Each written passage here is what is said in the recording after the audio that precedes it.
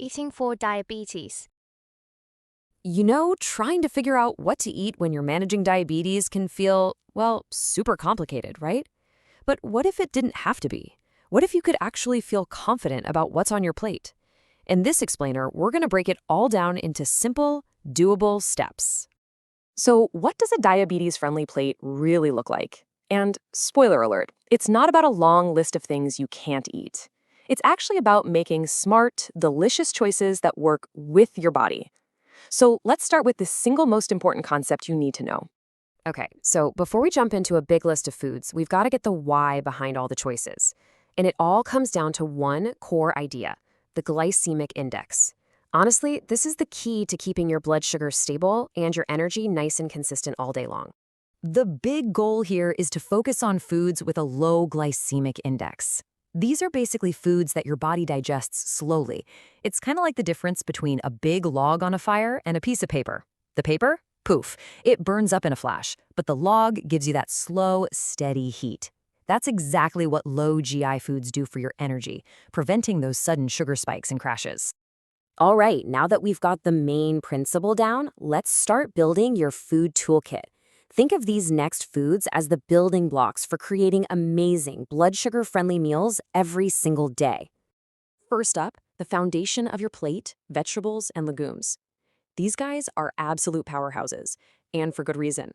They are packed with fiber and nutrients, but they're super low in carbs, which means you can really fill up your plate without having to worry about a huge impact on your blood sugar. Next, let's bring in some lean proteins and whole grains. So proteins like salmon or chicken are fantastic because they keep you feeling full and satisfied. And when you pair them with a low GI whole grain like quinoa or brown rice, you get this amazing teamwork happening. The fiber in the grains actually slows everything down, creating a perfectly balanced team. And to finish off our toolkit, let's talk about the good stuff, healthy fats and fruits. Foods like avocados and walnuts are doing double duty. They're great for your heart, and they can even improve how well your body uses insulin. And hey, when that sweet craving hits, low GI fruits like berries and apples are your best friend for natural sweetness without the spike. So we have all these great ingredients in our toolkit. But how do we actually put them all together on a plate? Well, that's where this super simple blueprint comes in. Just 3 golden rules that make building a healthy meal an absolute breeze, no matter where you are.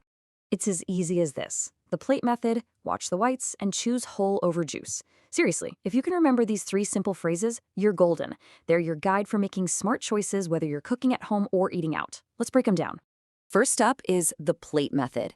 And I love this because it's so visual. You don't need to count or measure anything. Just picture your plate. You're going to fill half of it with those non-starchy veggies, like broccoli or peppers. Then fill 1/4 with your lean protein, and that last quarter gets a high-fiber whole grain.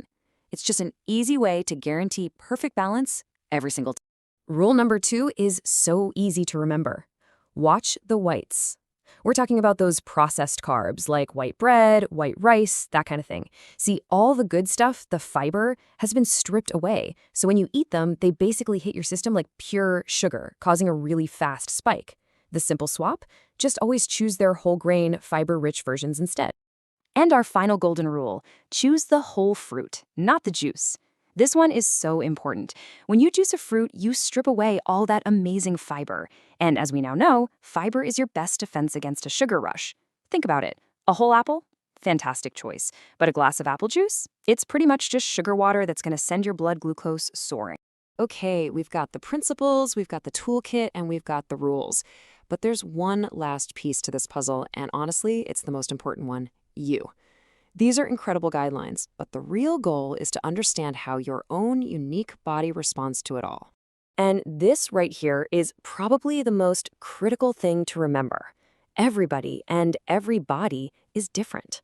A food that works great for your friend might affect you totally differently. So the absolute best tool you have is observation. Just pay attention to how your blood sugar responds after you eat something new. This is how you become the expert on what works for you. So, let's pull this all together. What's the big takeaway here? It really just boils down to 3 things. 1, build your meals around whole, unprocessed, low GI foods. 2, use that simple plate method as your visual guide for balance at every single meal. And 3, and this is the most important one, Become a detective for your own body. Learn what makes you feel your absolute best. And that leaves us with one last question for you to think about. Looking back at that food toolkit we built, what's just one thing from that list? Maybe it's quinoa, maybe it's chickpeas, maybe it's salmon, that you will add to your plate this week. Because making one small change is always the best way to start.